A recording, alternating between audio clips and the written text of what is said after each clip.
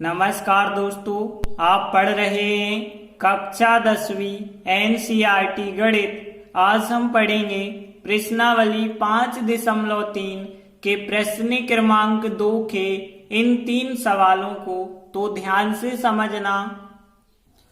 तो देखिए, समांतर श्रेणी के बारे में आपने क्या पढ़ा है कि समांतर श्रेणी को हम अंग्रेजी में अरिथमेटिक प्रोग्रेशन कहते हैं। इस वजह से एपी के द्वारा दर्शाते हैं। इसका एनवा पद देखें तो उसका फार्मूला ए एन बराबर A plus N minus 1 into D होता है। अंतिम पद की बात करें तो अंतिम पद को हम एल से दर्शाते हैं, लेकिन फार्मूला वही होता है। अब बात करें योगफल की, तो समांतर श्रेणी के यदि हमें एन पद तक योगफल निकालना है तो फार्मूला हमारे पास 2 हैं। एक तो एस एन बराबर एन बटे 2 A plus N minus 1 into D होता है, और एक एस एन बराबर एन बटे 2 ए प्लस एल होता है। नीचे वाला फार्मूला आपको तब लगाना है जब आपको एल पता हो। एल मतलब अंतिम पद यदि हमें पता है तो ये फार्मूला लगाना है, और अंतिम पद यदि पता नहीं है तो फिर ये वाला फार्मूला लगाना है। तो प्रश्न 2 है, नीचे दिए हुए योगफलों को ज्ञात कीजिए। देखिए, यहाँ पे हमारे पास 3 सवाल हैं, जिनमें से हम पहला सवाल लेते हैं। हमें एक समांतर श्रेणी दी गई है 7, इसके बाद 10 सही 1/2 14, इन सब का हमें योगफल निकालना है, और लास्ट पद कितना है, अंतिम पद 84 है। तो यहाँ पे जो हमें समांतर श्रेणी दी गई है, यदि हम देखें तो उसका पहला पद जो है वो कितना है, 7 है। सारवंतर डी की बात करें तो दूसरे में से हमें पहला पद घटाना होगा। तो यहाँ पे 10 सही 1/2 में से हम 7 को घटाएंगे। तो यहाँ पे हमने लिखा 10 सही 1/2 में से हमें 7 को घटाना है। अब देखिए, यहाँ पे घटाएंगे तो कैसे, पहले हम इसे मिश्र भिन्न से विषम भिन्न में बदलेंगे। तो 10 दूनी 20 और 1 21, 21/2 में से 7 को घटाना। अब यहाँ पे 2 सत्ते 14, 21 में से 14 यदि आप घटाएंगे तो 7/2 आ जाएगा। यहाँ पे आप एलसीएम लेके घटा लेना, 7/2 आएगा डी का मान।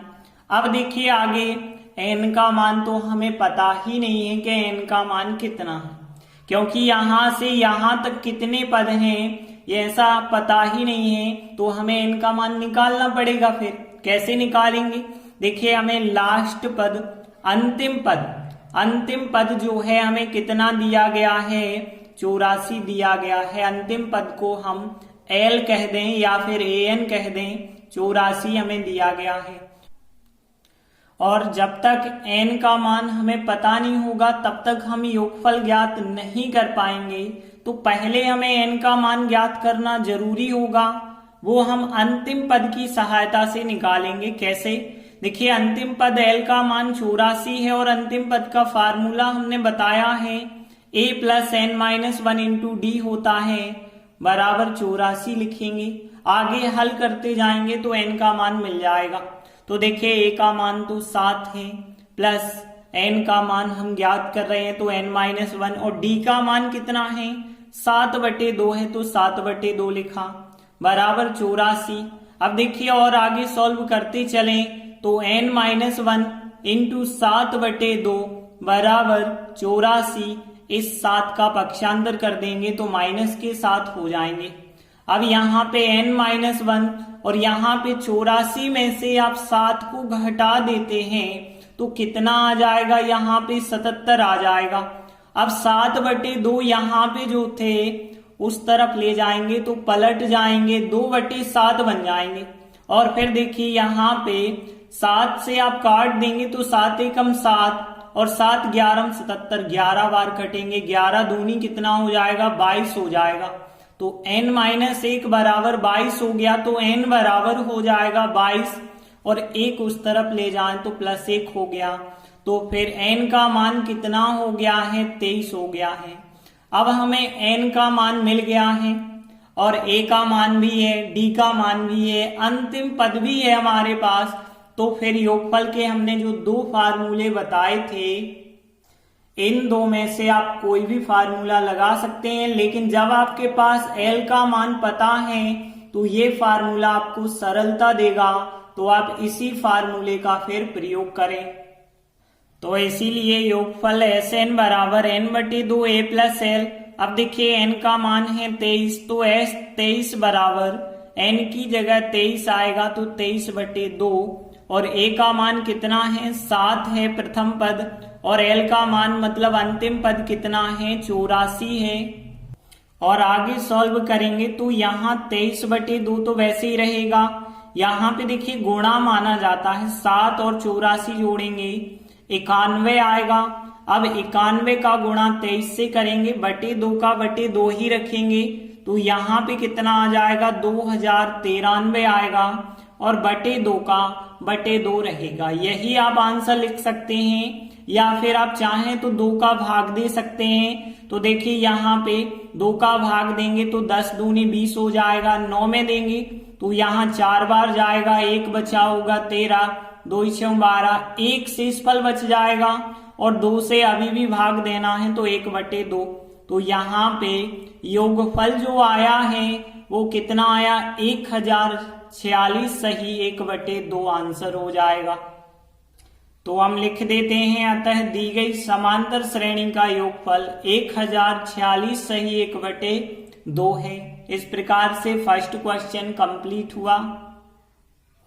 अगला दूसरा सवाल है 34, 32, 30 सब प्लस प्लस है, और प्लस 10 तक हमें बताना है योगफल क्या होगा। तो यहाँ भी एक हमें समांतर श्रेणी दी गई है, तो समांतर श्रेणी जब दी गई है तो इसका यहाँ पहला पद देखें तो 34 हो जाएगा, और डी का मान देखें तो दूसरे में से पहला पद घटाना है, 32 में से 34 घटाएंगे -2 हो जाएगा। अब देखिए यहाँ n का मान तो है ही नहीं, लेकिन हमें अंतिम पद का मान पता है, कितना है 10 है, तो हमने लिखा अंतिम पद l बराबर कितना है 10 है। अब देखिए l की सहायता से हम n का मान ज्ञात करेंगे। कैसे? l का फार्मूला जो होता है a plus N minus 1 into D हमने लगाया, a का मान 34 रखेंगे, n पता नहीं है, d का मान -2 रखेंगे और बराबर 10, और फिर आगे सॉल्व करेंगे। तो देखिए 34 का हम पक्षांतर जब करेंगे तो यहाँ पे 34 जो होंगे उस तरफ जाएंगे तो वो माइनस के हो जाएंगे। फिर अब देखिए यहाँ 10 में से 34 यदि आप घटाएंगे तो -24 यहाँ बचे होंगे, और यहाँ देखें n-1 बराबर -2, यहाँ इस कोष्टक के साथ गुणा में है और गुणा वाली संख्या आ जाती है बटे में, तो यहाँ -2 आ गए बटे में, माइनस से माइनस काट दो और 2 बारम 24, यहाँ पे 12 आ जाएगा।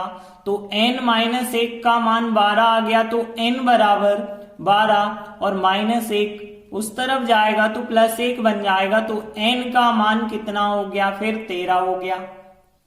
अब देखिए हमारे पास n का मान हो गया, a है, d है, अंतिम पद l भी है, तो आप दो में से कोई भी फार्मूला लगा सकते हैं, लेकिन ध्यान रहे अंतिम पद यदि आपके पास है तो अंतिम पद वाला फार्मूला लगाएं, उसमें सरलता होती है। तो हमने योगफल वाला ये फार्मूला लगाया है। अब देखिए एस n का मान है 13, तो यहाँ पे s 13 हो जाएगा, 13/2 होगा। a का मान कितना है 34 है, और अंतिम पद l का मान कितना है 10 है। आगे जब हम सॉल्व करेंगे तो यहाँ 13/2 लिखा, 34 और 10 जोड़ेंगे तो कितने हो गए 44 हो गए। अब देखिए यहाँ पे 13/2 यहाँ गुणा माना जाएगा, गुणित 44 है, 2 से 44 कट सकते हैं, तो 2 से 44 यदि आप काटेंगे तो कितनी बार कट जाएंगे 22 बार कट जाएंगे।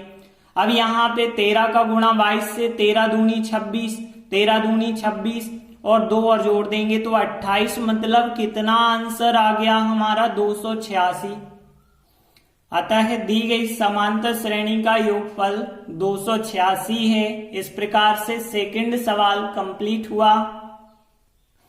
अगला तीसरा सवाल है -5 plus -8 plus -11 plus dead plus -230।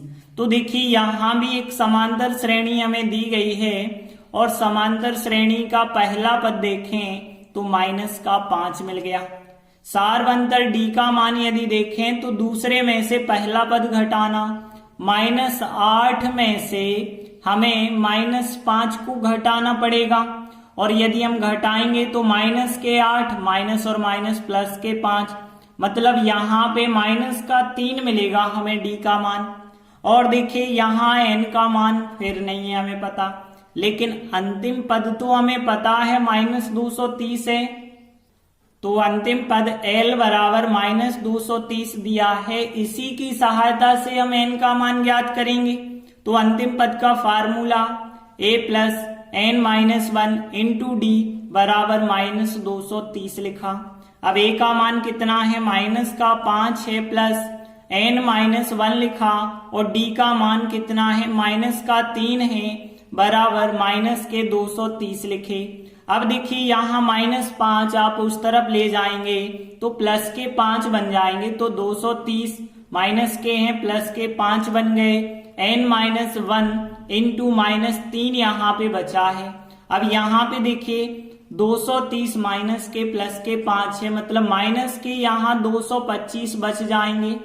और देखिए यहाँ n-1 की बात करें तो -3 यहाँ पे गुणा में होंगे, जो कि यहाँ पे बटे में आ जाएंगे, तो -3 बटे में आ गए। अब आगे देखिए माइनस से माइनस कट जाएगा, 3 का भाग यदि आप यहाँ पे 225 में देंगे तो 75 बार जाएगा, n-1 बराबर 75 आ गया, तो n बराबर यहाँ 75 और माइनस का 1 इस तरफ आएगा +1, तो n बराबर कितना हो गया, फिर यहाँ 76 हो जाएगा। तो n का मान कितना मिल गया, 76। अब देखिए हमारे पास a है, d है, अंतिम पद l है और n है, सब चीजें हैं, तो आप दो में से कोई भी फार्मूला लगा सकते हैं, लेकिन जब आपको अंतिम पद पता है तो अंतिम पद वाला फार्मूला ही लगाएं।